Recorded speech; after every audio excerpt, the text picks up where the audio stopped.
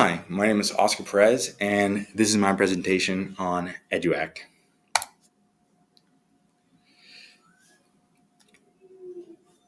During this presentation, I'm going to be taking the form of three different narratives. Pretty much, they're going to serve as a storyline and focus points for my product and the prototype that I am going to create to solve the problem that each of these people are facing. It's going to focus on three different people: the student, the parent, and their teacher. And the teacher, you can read their little backstories there. And pretty much this entire presentation is going to focus on the issues that they're going to run into and my solution for those issues.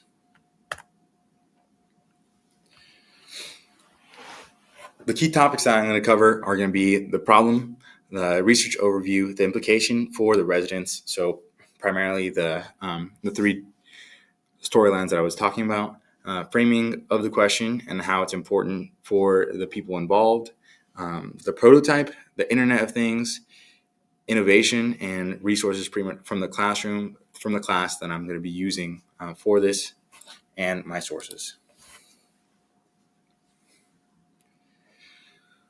Early education in the Tampa Bay area is not meeting the standards of the state or the needs of their students. So this is the problem that the three different characters in our story are going to be facing. For the student, this directly affects their future. For the parent, this definitely affects the quality of education that their child is going to be receiving. So they would be incredibly invested in reversing this issue. And for the teacher who's just entering the Hillsborough County educational system, the Tampa Bay area educational system, is definitely invested in changing this because she can be part of the change and directly affect pretty much the educational attainment in that area. So when it comes to the Tampa Bay area, pretty much the three main counties that I'm speaking of are Hillsborough, Pasco, and Pinellas. Each three of these counties are struggling to meet the state level standards for each grade. Pretty much a very short overview of some data I picked up from the state level is that between grades 3 and 10, at the end of each year in Hillsborough County, on average, 52% of students are not meeting the state level standards. In Pasco County, that is 51%. In Pinellas County, that is 50%, are never meeting the state standards. So the long-term effects of this, especially when it comes to early education, which would directly apply to all three of our storylines. The child is a younger child going into the early years of elementary school. The parent has a young child going into elementary school, and the teacher is going to be an elementary school teacher.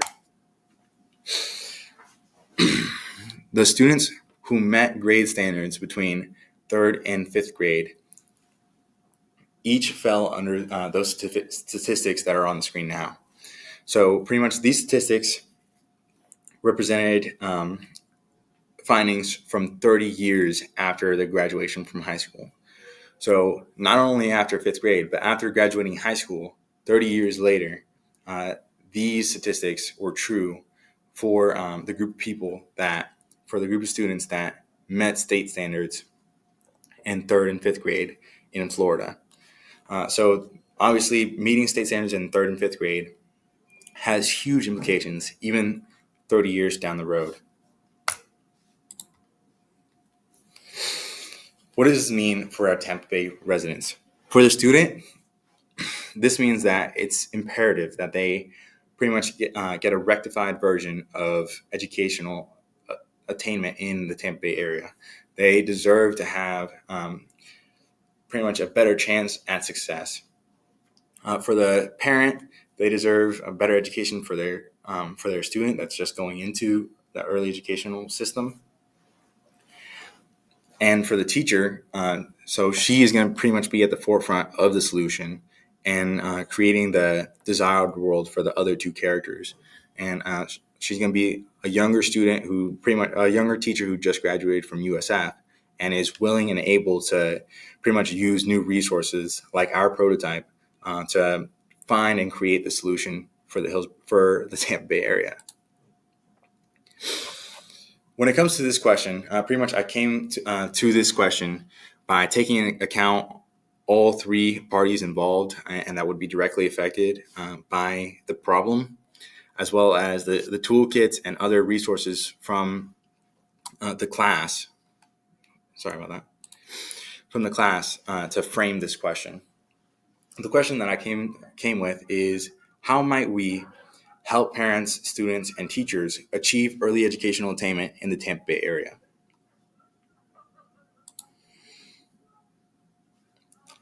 Of course, my solution to this is going to be the prototype that I was talking about earlier, EduAct. EduAct is going to pretty much be a one-stop platform for parents, children, and educators.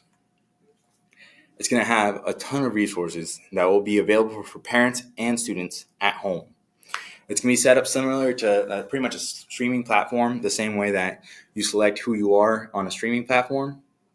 You would do that here.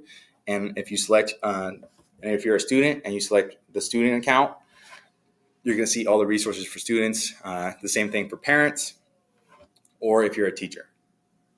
It's going to have primarily educational games, shows, books, movies, music, and even podcasts that would be available for children and their parents. Teachers would be able to assign and review progress in certain educational games. The classroom is going to be pretty much an interactive digital classroom that can be manipulated by teachers and is available for students and for parents to check. Teachers can post class progress, homework, and communicate freely with parents on this platform. So the big thing about that classroom is that teachers and parents are going to have direct communication in a professional environment that's not going to be just over text or over phone call, a way for them to reach each other consistently. What this is meant to be is a healthy alternative to some of the problems that students and teachers and parents are currently facing with pretty much the digital world. So it's easy for parents and students and teachers to abuse the digital world and to not use it correctly. And that's what this is meant to be the healthy alternative for. So when it comes to the games and activities, there's going to be time limits and screen locks where students can't just stop doing their homework and go to play a game or watch a show on a different platform or something like that. There would be reward-based media. So after finishing a certain assignment or finishing a certain allotted time of homework or reading, they would pretty much get to do something that they would prefer to do, like watch a show or play a game. For parents, they would get detailed reports on progress for kids. It would be a free educational resource and a platform to communicate with teachers and other students. For teachers, they could even take advantage of summer assignments that would give insight into student performance. I didn't really touch on it earlier, but one of the biggest issues with the state level standards is that students were already coming in deficient in the previous grades state level standards. So this would give teachers a better idea in what subjects students are struggling in before they even get to the classroom for that school year, and they could pretty much get a jump start on the planning. This would also help them communicate with parents about student performance. The minimum viable product, which pretty much would be the prototype, would be facing the following obstacles: profit and existing connectivity. When it comes to profit, this pretty much wouldn't be a profit-focused endeavor. This would be to create good, but of course, there has to be some kind of profit coming from it, or somebody has to purchase this. So instead of pretty much expecting the students or the parents or the teachers to purchase this platform, it would be up to the school, and the idea would be to prove to the school boards or the specific counties that this product would be worth it to them. Existing connectivity could be an issue. I'm going to touch a little bit on that later, but pretty much what I'm referring to here is whether or not students and parents have enough connectivity to the internet to pretty much use this to the fullest effect. Some of the strengths would be abundance of resources and digestible reports for the parents and teachers. Some of the weaknesses would be all the coding and development that would have to go into this app and platform. I myself am lacking in these areas, so this would be something that I would have to outsource and find somebody else who is willing and able to do this. as well as the gathering and creation of resources. Since there is such an abundance of resources, you would have to pretty much go through each of the resources that would be presented to you and figure out what is actually useful and worth having on this platform. The Internet of Things. I feel as though the Internet of Things, it's pretty obvious the way that it works in with the solution. But pretty much the whole idea is, while some parents and teachers might be claiming that the Internet of Things and the hyperconnectivity of the world is contributing to the issue, I would pretty much reverse that and make it the solution. Instead of it being a problem where students are spending too much online and nothing else is interesting, I'd pretty much put all the things that parents and students and teachers want the students to learn on a platform that is easy for the students to access and easy for the parents and teachers to monitor. So it would pretty much be using the Internet of Things for a force of good when it comes to educational attainment in the Tampa Bay areas. One of the key features of that app and platform is going to be democratic innovation. Anyone, whether parents, students, or teachers, could become part of the solution. They could present potential solutions, availability of resources, problems with that, existing connectivity problems, effectiveness of the solution, whether or not it's working for their students or for their kids. There would be pretty much a site on the app that this is all communicated about clearly, that parents, students, and teachers can put that feedback so it can feed the cycle that would be changing the platform and improving the platform.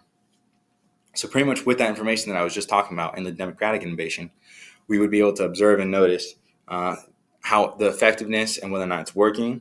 We'd be able to change the framing of the app, what works and what doesn't, and pretty much come up with new designs for the part that's lacking and experiment and see how the results change, how the feedback changes until we get a refined product and something that is really the most useful that it can be in harnessing the Internet of Things to do good for the students of the Tampa Bay area. So what all this means for the three residents that we were focusing on, the student, the parent, and the teacher. This prototype is meant to be a solution for these three to pretty much harness the Internet of Things as a force of good and to alleviate some of the issues, some of the concerns that they might have with the Hillsborough County, with the Tampa Bay area educational attainment. And I'm certain that if these three people were able to apply it and use my solution effectively, that they would get the results that they wanted from the education in their area.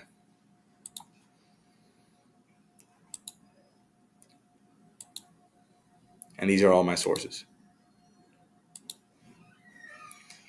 Thank you.